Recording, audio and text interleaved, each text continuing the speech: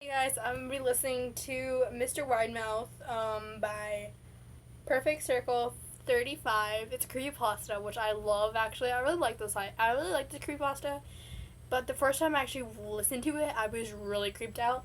And yes, I do have a dragon in my room. So, and this is gonna be voiced by Lupus Creepus. So, yeah. It's 10 minutes, sorry. Starting.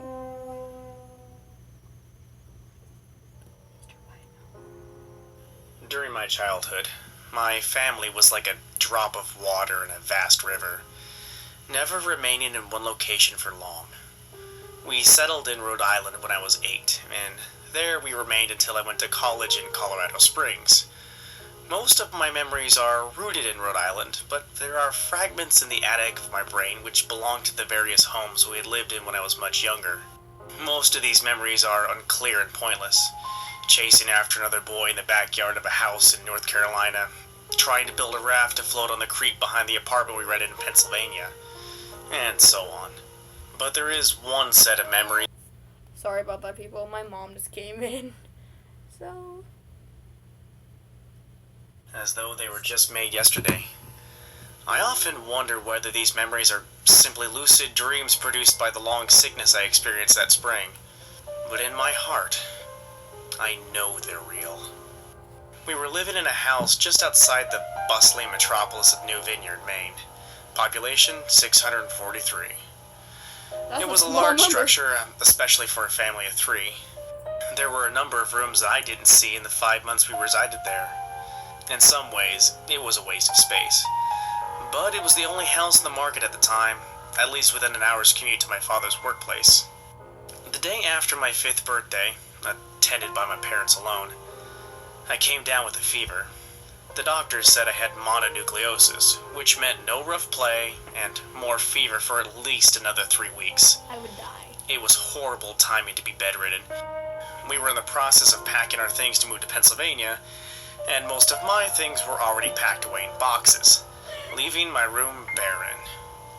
My mother brought me ginger ale and books several times a day, Ginger ale. and these served the function of being my primary form of entertainment for the next few weeks. Boredom always loomed just around the corner, waiting to rear its ugly head and compound my misery. I don't exactly recall how I met Mr. Widemouth. I think it was about a week after I was diagnosed with mono. My first memory of the small creature was asking him if he had a name. He told me to call him Mr. Widemouth because his mouth was large. In fact, everything about him was large in comparison to his body. His head, his eyes, his crooked ears. But his mouth was by far the largest. "You look kind of like a Furby," I said as he flipped through one of my books. Mr. Widemouth stopped and gave me a puzzled look. Furby? What's a Furby? That's the He creepiest asked. thing I've ever heard. I shrugged. "You know, the toy. The little robot with the big ears. You can pet and feed them, almost like a real pet." Oh, Mr. Widemouth resumed his activity. you don't need one of those. They aren't the same as having a real friend. I remember Mr. Widemouth disappearing every time my mother stopped by to check in on me, I lay under your bed. he later explained. I don't want your parents to see me, because I'm afraid they won't let us play anymore. We didn't do much during those first few days. Mr. Widemouth just looked at my books, fascinated by the stories and pictures they contained. The 3rd or 4th morning after I met him, he greeted me with a large smile on his face. I have a new game we can play. He said. You have to wait until your mother comes to check on you, because she can't see us play it. It's a secret game. After my mother delivered more books and soda at the usual time, Mr. Widemouth slipped out from under the bed and tugged my hand. We have to go to the room at the end of this hallway. He said. I objected at first, as my parents had forbidden me to leave my bed without their permission, but Mr. Widemouth persisted until I gave in. The room in question had no furniture or wallpaper. Its only distinguishing feature was a window opposite the doorway. Mr. Widemouth darted across the room and gave the window a firm push, flinging it open. He then beckoned me to look out at the ground below. We were on the second story of the house, but it was on a hill, and from this angle the drop was farther than 2 stories due to the incline. I like to play pretend up here. Mr. Widemouth explained. I pretend that there's a big, soft trampoline below this window. And I jump.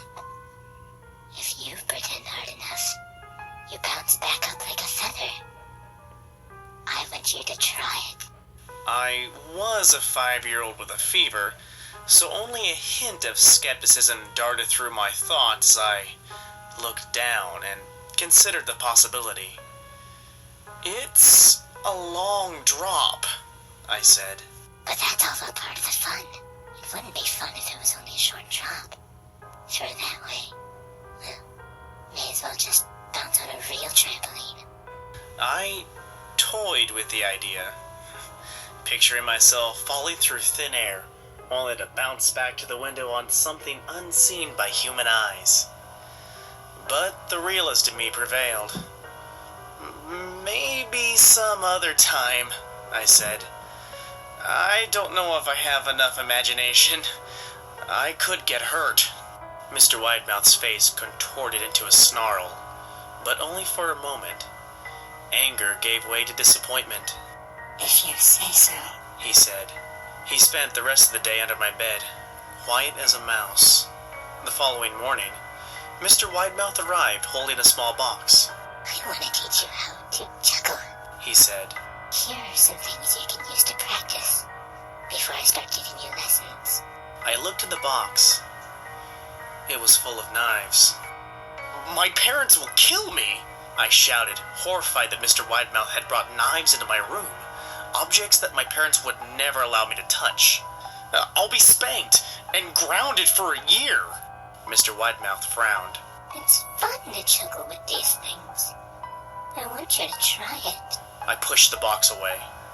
I can't. I'll get in trouble.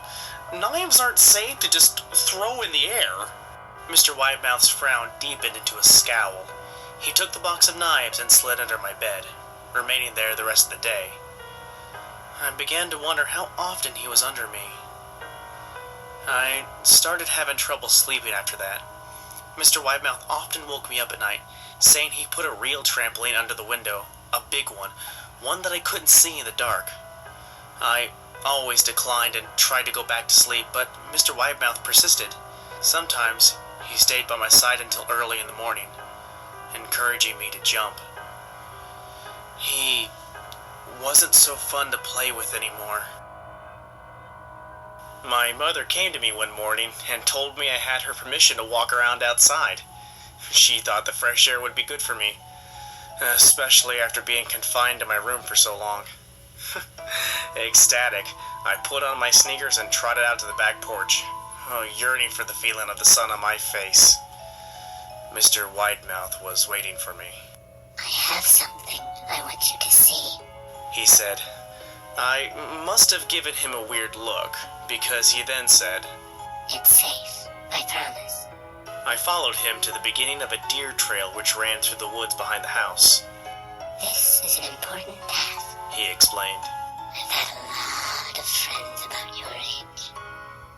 When they were ready, I took them down this path to a special place. You aren't ready yet, but one day I hope to take you there. I returned to the house, wondering what kind of place lay beyond that trail. 2 weeks after I met Mr. Widemouth, the last load of our things had been packed into a moving truck.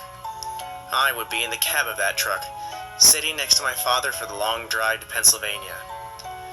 I considered telling Mr. Widemouth that I would be leaving, but even at 5 years old, I was beginning to suspect that perhaps the creature's intentions were not to my benefit.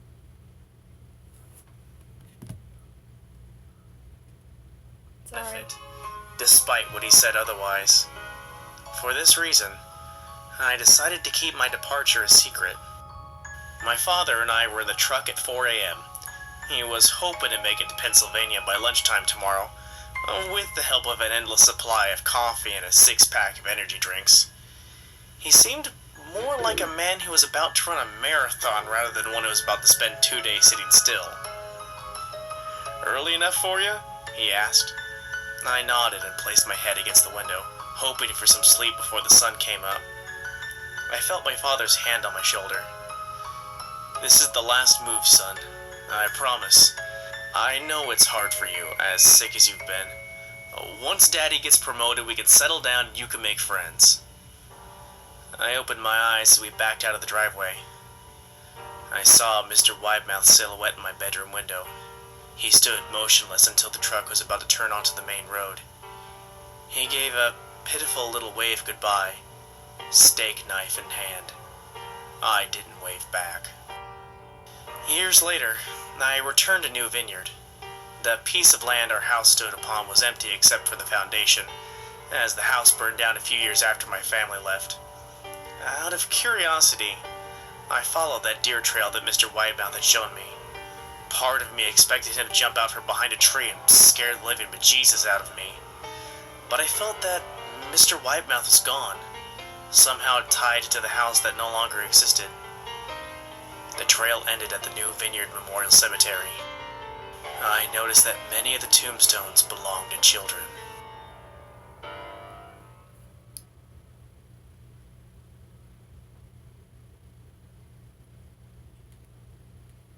Okay, well that was Mr. Widemouth, and it's not as scary as, since I've already heard the story. I mean, it's not as scary, but I mean, if this is your first time listening to it, it's one of the scarier ones, so don't do it. I gotta say the least scariest one I've watched is The Amazing Man. It's not that scary. So, and that's why I showed you this, because he reminds me of the Amazing Man. This is Black Butler, if you guys didn't know. But yeah, it just kind of the Amazing Man, I didn't see, like, we didn't get to see his face or anything, but, like, he just kind of reminded me of the Amazing Man. But yeah, so that was Mr. Widemouth. Bye, guys.